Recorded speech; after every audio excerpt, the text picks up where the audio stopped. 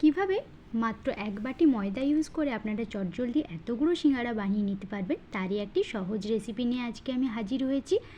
আর এরই সাথেই থাকবে সুন্দর একটা চাটনির রেসিপি, যেটা সিঙ্গাড়ার সাথে খেতে দুর্দান্ত লাগবে। তাই সন্ধ্যেবেলায় চায়ের আড্ডায় যদি কিছু স্ন্যাক্স খেতে ইচ্ছে করে এই সিঙ্গাড়াটা আপনারা সহজেই বানিয়ে নিতে পারবেন।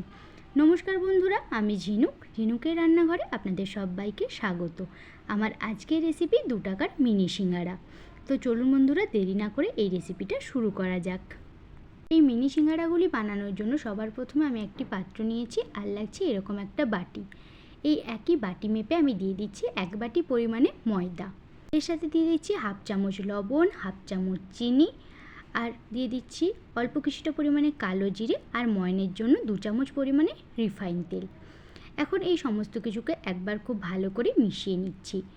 যখন দেখবেন খুব ভালো করে মেশানো হয়ে যাবে, হাতের সাহায্যে এইভাবে নিলে যদি দেখেন যে গোল হয়ে যাচ্ছে, তখন বুঝবেন যে একদম ময়নটা পারফেক্ট আছে। এখন অল্প অল্প করে জল দিয়ে একটা শক্ত ডো এখানে আমি রেডি করে নিচ্ছি। রুটি বা পরোটা লুচি বেলার সময় যেরকম ডো বানান, তার থেকে একটু শক্ত করে ডো এখানে রেডি করে নেবেন। দেখুন কিভাবে আমি একটা শক্ত ডো এখানে রেডি করে নিয়েছি। এখন এই ডোটাকে ঢাকা দিয়ে আমি রেস্টে দেবো 20 মিনিটের জন্য। অপরদিকে আলুর পুরটা বানানোর জন্য আমি এখানে নিয়ে নিয়েছি বেশ কয়েকটা সেদ্ধ করে রাখা আলু। এবার এই আলুগুলোকে হাত দিয়ে খুব ভালো করে আমি মেখে নিচ্ছি। যেহেতু মিনি সিঙ্গাড়া বানাবো, তাই সমস্ত আলুগুলোকে খুব ভালো করে আমি ভেঙে নিয়েছি।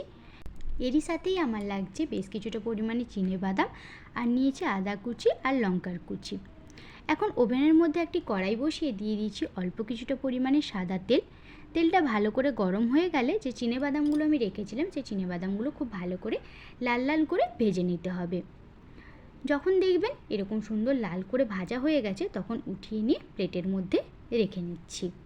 আবার ওই একই তেলের মধ্যে দিয়ে দিচ্ছি 1/2 চামচ পাঁচফোড়ন। পাঁচফোড়নটা ভালো করে গরম হয়ে গেলে দিয়ে দিচ্ছি কুচিয়ে রাখা আদা। আদাটা অল্প কিছুক্ষণ নেড়ে নিয়ে কাঁচা গন্ধটা চলে গেলে দিয়ে দিলাম ঝাল বুঝে লঙ্কা। আপনারা যদি ছোট বাচ্চার জন্য বানিয়ে থাকেন, সেক্ষেত্রে ঝালটা অ্যাভয়েড করাই ভালো। আদা আর লঙ্কাটা অল্প কিছুক্ষণ ভালো করে ভেজে নিয়ে এখানে দিয়ে দিচ্ছি স্বাদ অনুযায়ী লবণ। 1/2 চামচ পরিমাণে লবণ এখানে দিয়েছি, আর দিয়ে দিচ্ছি অল্প কিছুটা পরিমাণে হলুদের গুঁড়ো। লবণ আর হলুদটা দিয়ে খুব ভালো করে আমাদেরকে ভেজে নিতে হবে, যাতে হলুদের কাঁচা গন্ধটা চলে যায়। কয়েক সেকেন্ড ভাজা হয়ে গেলে আমি এর ওপর থেকেই দিয়ে দিচ্ছি আগে থেকে সেদ্ধ করে রাখা আলু। আলুটা দিয়ে এবারে খুব ভালো করে খুন্তি দিয়ে চেপে চেপে মিশিয়ে নিচ্ছি, যাতে আলুটা একদম খুব সুন্দর করে মাখা হয়ে যায়। যেহেতু ছোট সিঙ্গাড়া বানাচ্ছি, তাই অল্প শক্ত শক্ত থাকলে সিঙ্গাড়াগুলো ফেটে যাওয়ার সম্ভাবনা থাকে।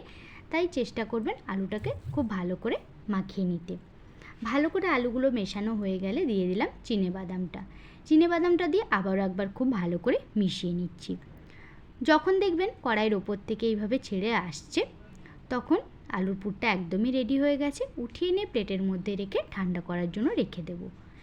আলুটা যতক্ষণ ঠান্ডা হচ্ছে, অপরদিকে আমার ময়দাটাও একদম পারফেক্টলি সেট হয়ে গেছে। এখন হাত দিয়ে খুব ভালো করে ঠেসে নিয়ে অল্প অল্প করে এখান থেকে আমি লেচি গড়ে নিচ্ছি। মোটামুটি নর্মাল লুচি বানানোর সময় যেরকম আমরা লেচি গড়াই, তার থেকে একটু বড় করে এখানে লেচি গড়ে নিতে হবে। আর লেচিগুলো গড়া হয়ে গেলে হাত দিয়ে খুব ভালো করে গোল গোল করে নিচ্ছি। দেখুন এখানে সব লেচিগুলো আমি গোল করে নিয়েছি। এই লেচিগুলো থেকে একটা লেচি নিয়ে আমি লম্বাটে করে বেলে নিচ্ছি।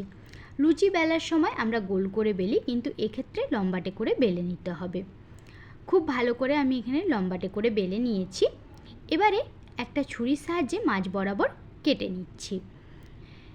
কেটে নেওয়া হয়ে গেলে এখন তুলে নিয়ে আমি প্লেটের মধ্যে রেখে নিচ্ছি। আর দেখুন কিভাবে এরকম সুন্দর সিঙ্গাড়াটা আপনারা বাড়িতেই তৈরি করবেন। তার জন্য একটা লিচির টুকরো নিয়ে আমি হাতের উপরে রেখে দুটো সাইড বরাবর অল্প কিছুটা পরিমাণে জল লাগিয়ে নিচ্ছি।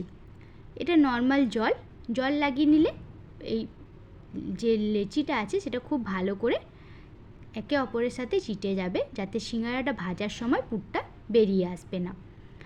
দুটো সাইড খুব ভালো করে চেটানো হয়ে গেলে মাঝ বরাবর ফাঁক করে নিয়ে আগে থেকে যে আমি আলুর পুরটা রেডি করে রেখেছিলাম, হাতের সাহায্যে অল্প কিছুটা গোল করে নিয়ে আঙ্গুল দিয়ে চেপে চেপে এই লেচির মধ্যে ঢুকিয়ে দিতে হবে, যাতে একদম শেষ মাথা পর্যন্ত আলুটা ঢুকে যায় আর প্রত্যেকটা কামড়েই আলুর পুরের যে ফ্লেভারটা আছে সেটা আমাদের মুখে লাগে।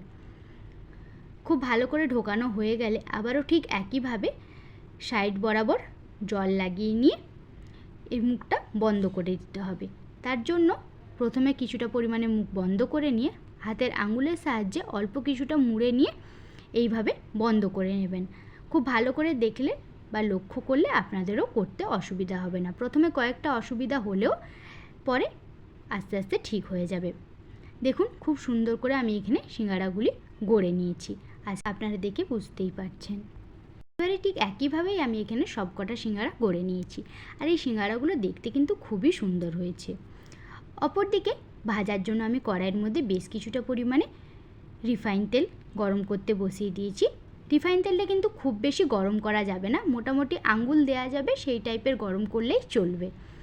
এবারে একে একে সিঙ্গাড়াগুলো আমি দিয়ে দিয়ে মিনিট 2 পরে একটা চামচের সাহায্যে একটু নাড়িয়ে নিচ্ছি।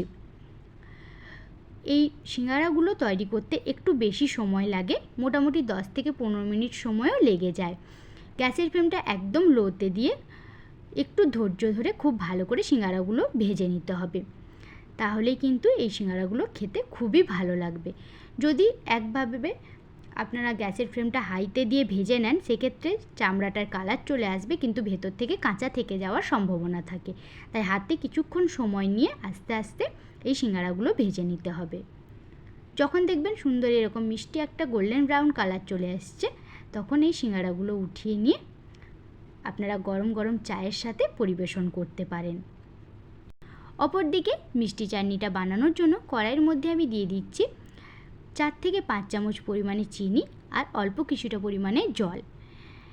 এখন চিনি আর জলটাকে একটু ভালো করে ফুটিয়ে নিয়ে আমি এর উপরে দিয়ে দিচ্ছি অল্প কিছুটা তেঁতুলকে 1 চামচ জলে আমি ভিজিয়ে রেখেছিলাম। সেই তেঁতুলের কাঁধটা খুব ভালো করে আমি খুন্তির সাহায্যে বের করে নিচ্ছি।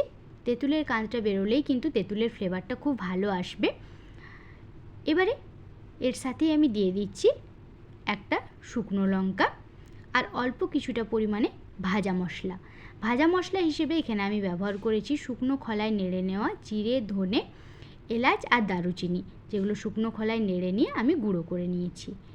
এর সাথে দিয়ে দিচ্ছি 1/2 চামচের একটু কম 2 চিমটের মতন লবণ। লবণটা দিয়ে খুব ভালো করে মিশিয়ে নিয়ে ফুটিয়ে ঠান্ডা করে নামিয়ে নিলেই আমাদের চাটনিটা একদমই রেডি হয়ে যাবে। দেখলেন তো কত সহজে এরকম সুন্দর সিঙ্গাড়া তৈরি করে নেওয়া যায়, আর সাথে থাকে যদি এরকম সুন্দর চাটনি আর গরম গরম চা, সন্ধ্যের আড্ডাটা কিন্তু একদমই জমে উঠবে। আমার আজকের এই রেসিপিটা আপনাদের কেমন লাগলো কমেন্টে জানাতে আমাকে একদমই ভুলবেন না।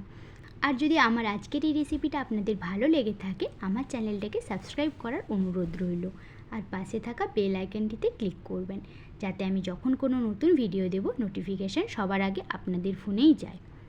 সবাই ভালো থাকবেন, সুস্থ থাকবেন। ফিরে আসছি অন্য কোনো রেসিপি নিয়ে, ততক্ষণের জন্য সবাইকে অনেক অনেক ধন্যবাদ।